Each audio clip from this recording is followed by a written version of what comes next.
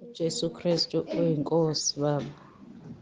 Ngiyabingelela ekhaya lezwi, ngibingelele ubaba uMsebande, ngibingelele umama uMsebande, ngibingelele entabeni yendlu kaJehova kuyabonelela.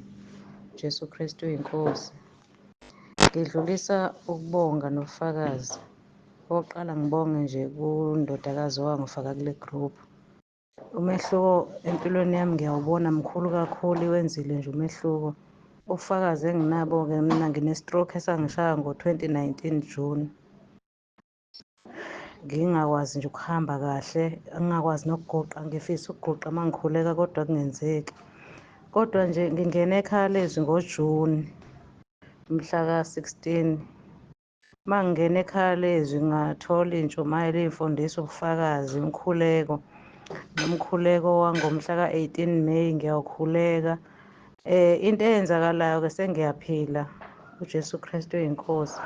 Sengiyakwazi ukuthi ngiguqe, ngikhuleke, ngiphinde ngikwazi ukuvuka ngoba uma ngiguqa ngikhuleka bengingakwazi ukuy'vukela, bengiphakanyiswa ngivuswa ubaba wasekhaya. UJesu Kristu uyinkosi.